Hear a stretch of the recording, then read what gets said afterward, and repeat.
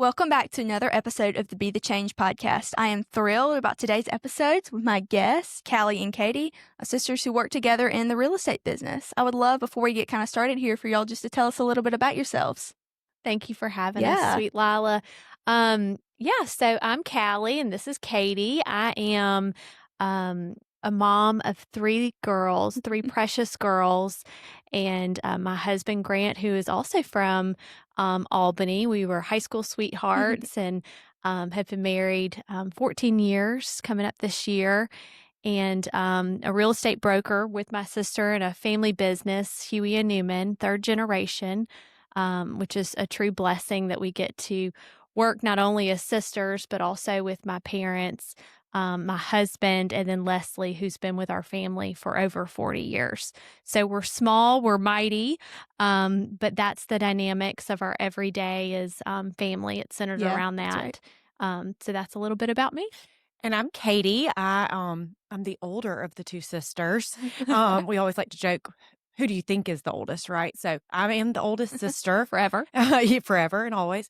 I have two children, a boy and a girl. I'm in more of the teen stage of life. Callie's got littles. I've got a little bit bigger. And so that's been fun to share in motherhood journey along with our sisterhood and business journey. So, but have lived in Albany most all of my life and been in real estate since between my freshman and sophomore year in college. I got my real estate license. So, but we're excited to be here. Thank you for having us. Of course. Yeah.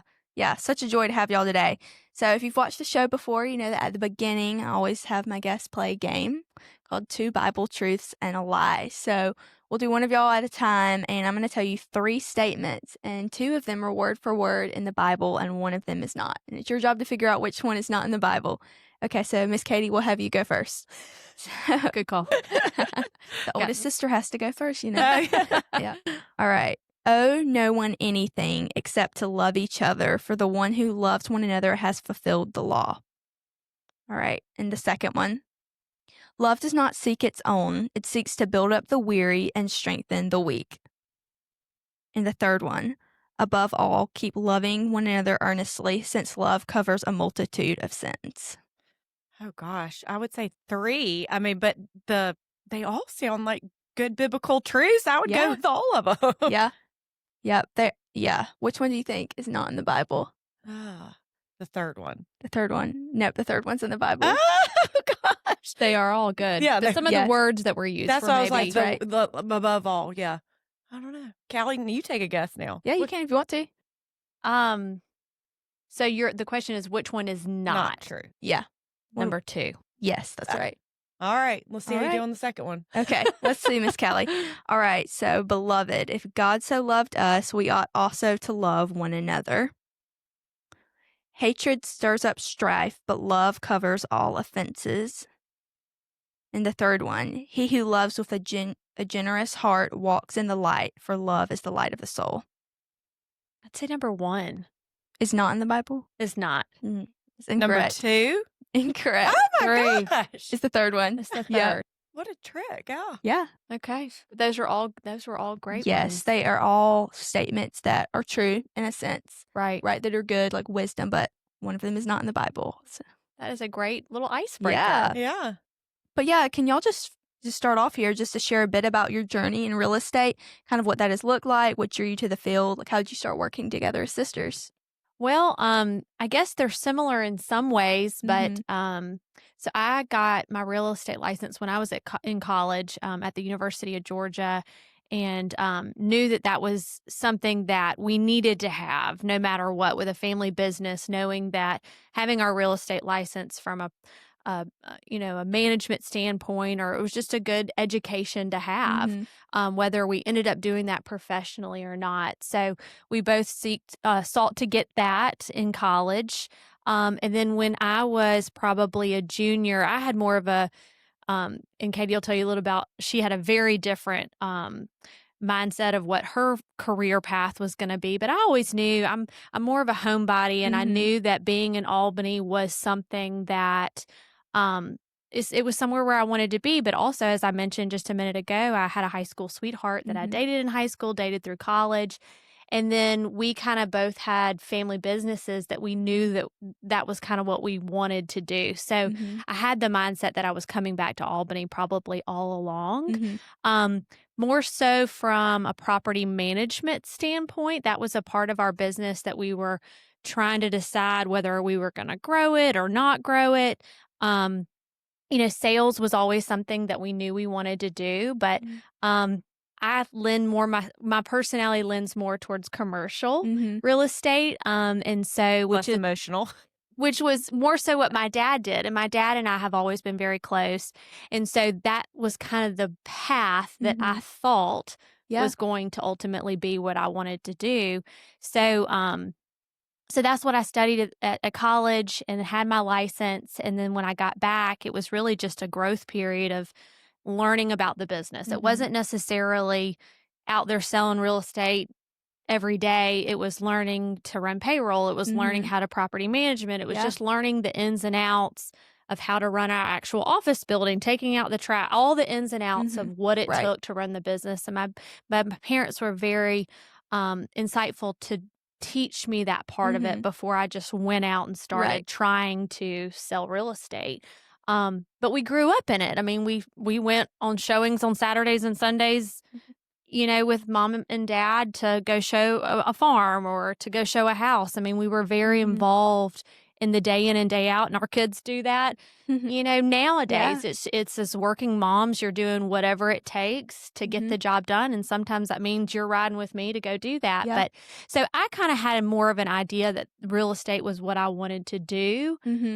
So that's kind of my path. Katie's was very different. Mine was a little different. I actually studied fashion merchandising and design and had moved to New York, had lived in London for a little bit, and knew real estate might be something long-term down the road.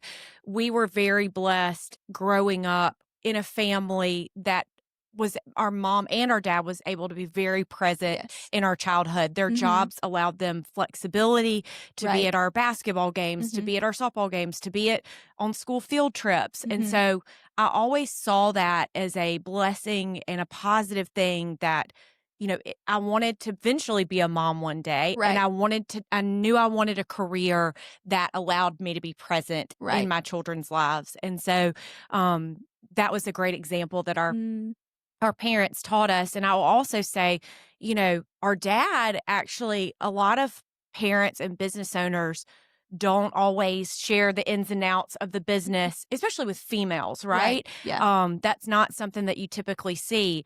But our dad really, kind of, whether it was in the business, whether it was hunting or fishing or whatever it was, he never treated us any differently because we were girls in that way. And he taught us to be leaders along with our mom too. But that was kind of something that we always saw as a part of our family business. And so it did draw me back eventually from that. And I think it was so great too. I'll also point out our parents never pushed our family business on us. It wasn't even really talked about. They led by example, but it was never something that they were like, hey, if you want to do this or you should do this. They allowed us to, explore, in college what we wanted to be study and be passionate about. And so that was something that was really great, was we were able to kind of make a choice of whatever we wanted to do. But I think seeing the family values and the lifestyle is what drew us back into the business too. Which I can certainly appreciate more so even now with young kids. Yes, that's awesome. I love hearing that. Yeah, well, I'm really excited today just to kind of pick y'all's brain on the topic of being leaders in the business field, time management, organization, all these different things of skills that I'm sure y'all have had to develop over the years as y'all have grown in the leadership field. And one thing I do know is that real estate often requires juggling lots of different clients, lots of deadlines, all those things. How do you stay organized and manage your time effectively? Juggling different personalities. Yeah. It's in any business. Right. Being organized, everybody says, how do you do it all? How do you balance work and life? And when somebody really finds out how that's done, I would love to. That's right. I would love. And I think it's a daily reminder when you get up or the night before. I mean, this is how the night before or 2 days before on a Sunday, you kind of have like a a meeting of the worlds. Like Mhm. Grant and I sit down and we're like, all right, what do we have ahead of us this week? Yeah. I mean, who's where, who's picking up who. This is the day I have to work late. This is when I need coverage. The beautiful thing talking about family business, my mom, she just texted me a minute ago and said, what can I help with today? And that might be from a perspective of, I need this listing folder put together. I need you to show this house, or I need you to pick up Charlotte from tennis camp. Right. I mean, so that's the beautiful thing. Yes. That is the beautiful thing that we are so fortunate to have and God has blessed us with. Because you can get burned out real quick in any career. That's right. I mean, and that's, with real estate, it's 24/7. Yes. So building your village. Building your village, knowing that with all the blessings come the challenges of, you have to draw boundaries and you have to find balance in any career. Yeah. And having support with those that are there to help you. It's taken me a lot longer it's a challenge every day is let people help you. Yeah. Let people help you. And I'm so challenged with that, but I have to remind myself to let people help because you can get burned out really quickly. Yeah. So, but staying organized, I'm doing better at it, I guess. You're the most organized of the two. Yeah, I am.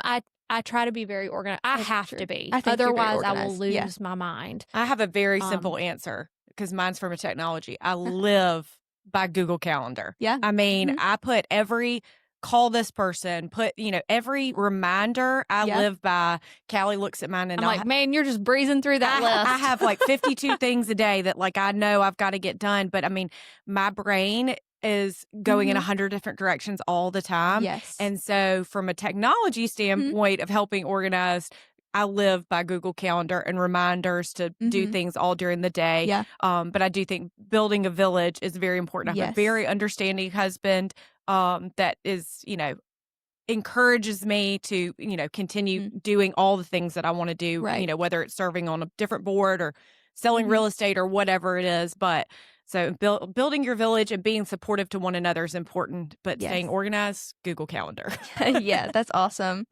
Yeah, I agree with that. I'm very organized. It's something definitely that has come more naturally for me. I don't understand why some people just wait till the last minute to get school assignments done or things like that. But, just for our listeners, something I would say is like a high school going into college soon. It's like, don't wait till the last minute to get things done. Stay organized. Take time on the weekend to schedule out your week. Look at what you have going on. So then you can be like, oh, well, this is the most important thing, right? You have to learn how to put those big rocks in first. What's most important, and sit down and look through those things. And I think too, everybody does things differently. And that's important for, teenagers and everybody to understand.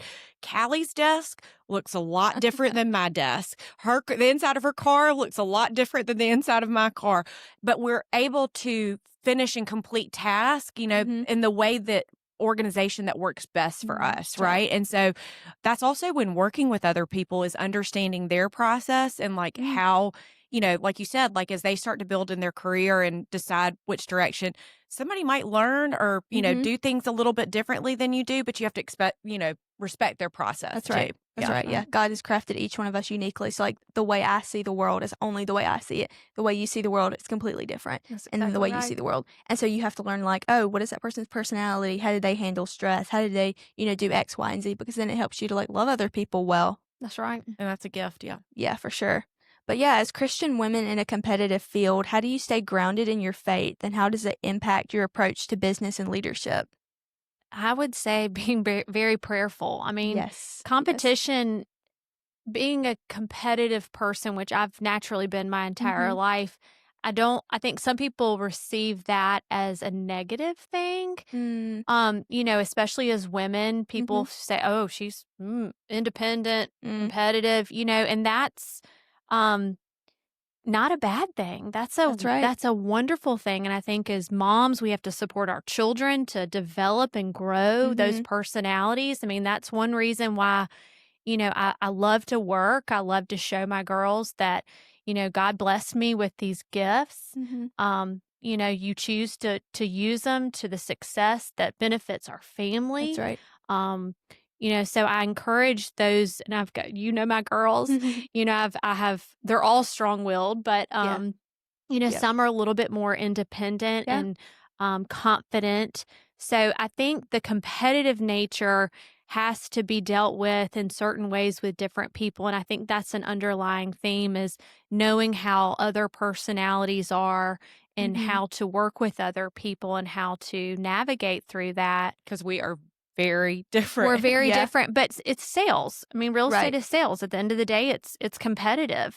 But that doesn't have to be nasty. That's right. And I feel like that's where people get ahead by doing things that might be unethical.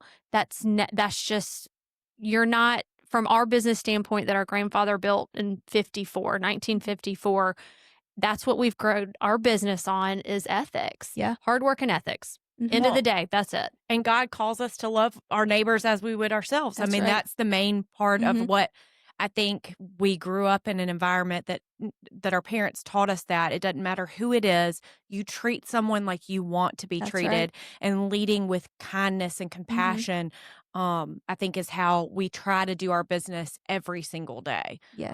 So I think that's kind of the root, the golden rule, right? Like just treating people like how you would want to be treated. And really, like, in our business too, I've learned that kind of doing the abiding and bringing Christ into those conversations a lot of times is really important, because it helps people see that you're only there to help them. That's right. So that's been really important as I've grown in our business to, bring, but I think being prayerful, breath prayers or something that's really like a part of my, like, I am, as I said, a little bit more of the scattered between the two of us. So like nailing myself down to sit and pray and do those things are sometimes a little bit harder, especially in the fast paced life. But, just talking to God throughout the day, that's been a big part of kind of growing in my part of the business. And I think that that's something that, is something I want to continue to grow in. Yes, for sure. That's awesome. Yeah, one of the things that both of y'all do really well is serving your community with loving hearts. How would you encourage teenagers to begin to give back to their communities?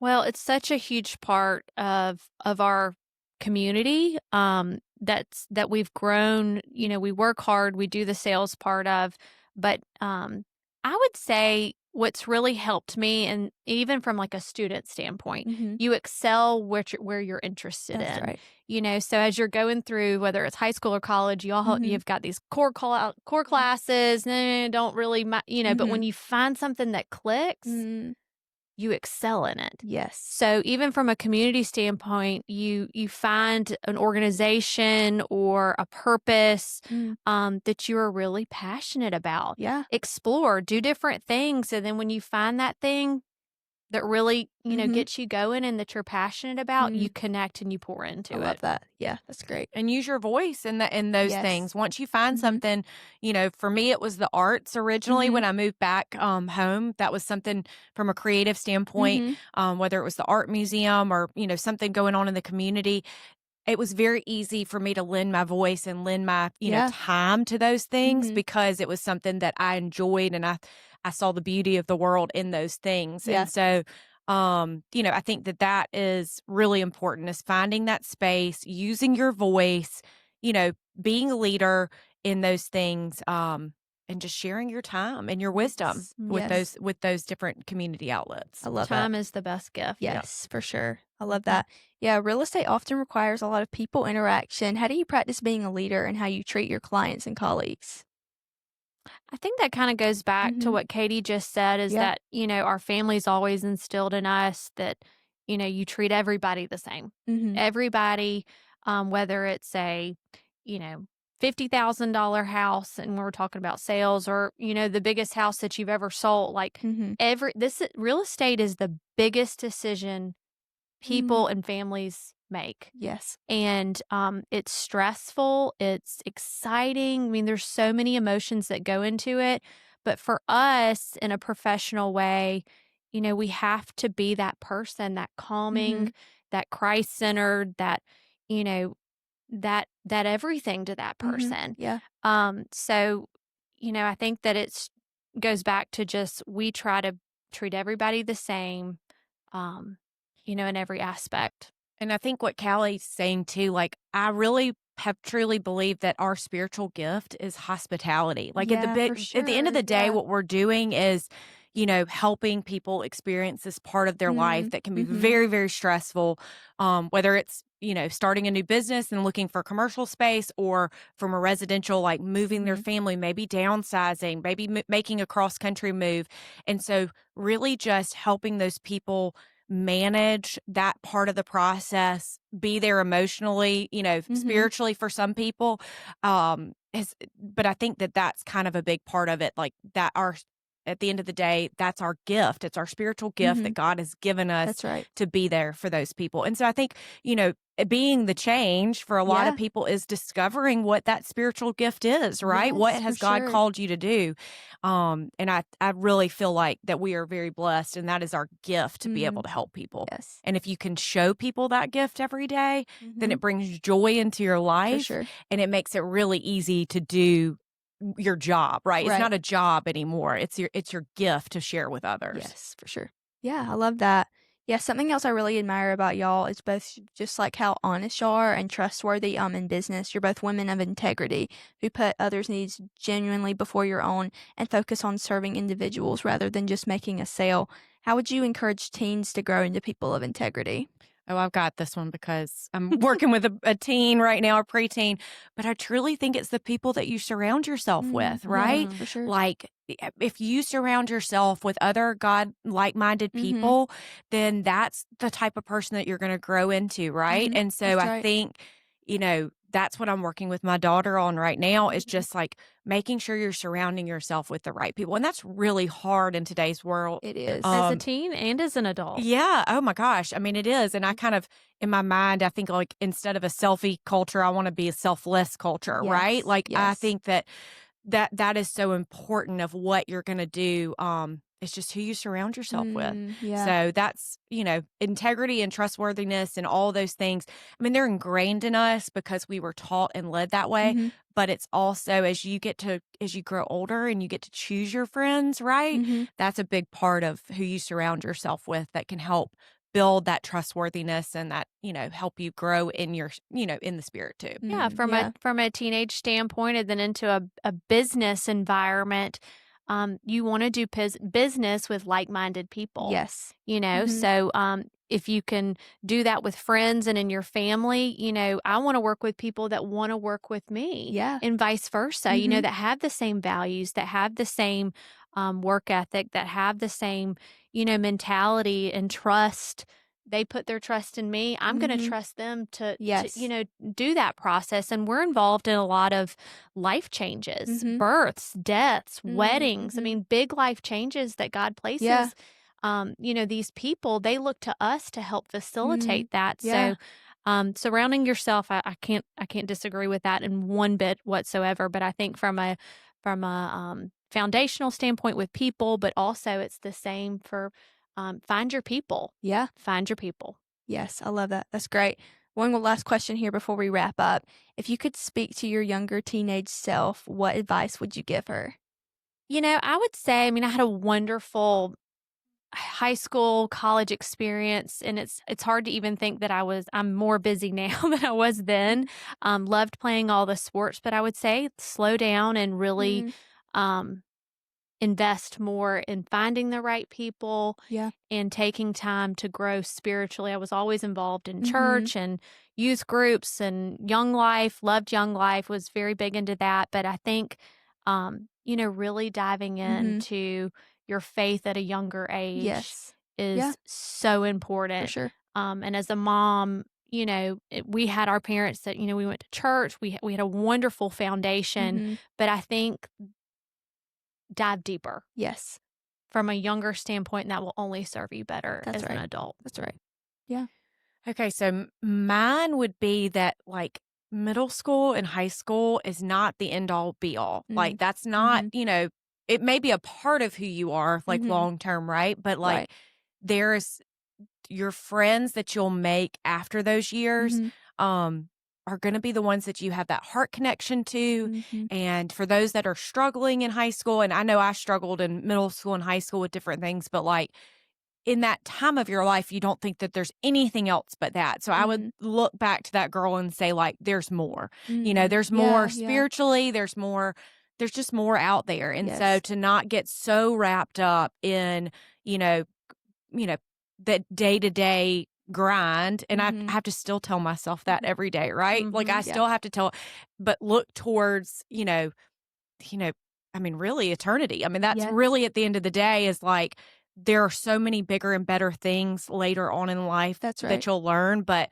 focus on him. Don't let those little things, the little drama of the everyday get you down, but really just, keep positive and stay joyful. And, there's a lot to look forward to. I love that. Yeah. Well, thank y'all so much for coming on the show today. I'd love if y'all could just each take a minute real quick to pray over us real quick. Yeah. Sure. Dear Heavenly Father, thank you so much for this time with Lila and my sister. What a gift that Lila has been to my family, and the relationships and the trickle-down effect that her family has been with my family.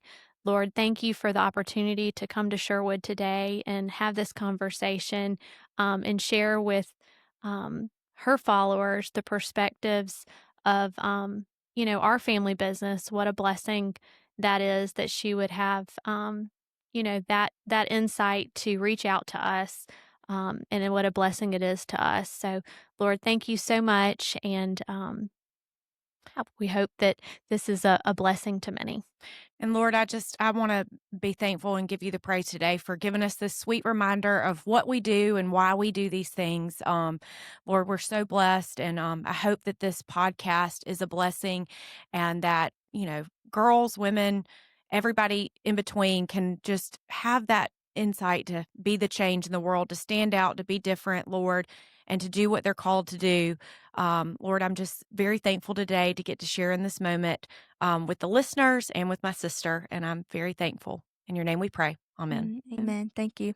Well, difference makers, it's that time again. It's time to go and be the change we desire to see in our communities. Thank you for listening to another episode, and I look forward to spending time with you on the show again next month. I'd like to thank Sherwood Church for the production of this film and for helping me make this possible. Until then, make sure to follow me on Instagram and subscribe to my email list so that you can be the first to know when a new episode is released.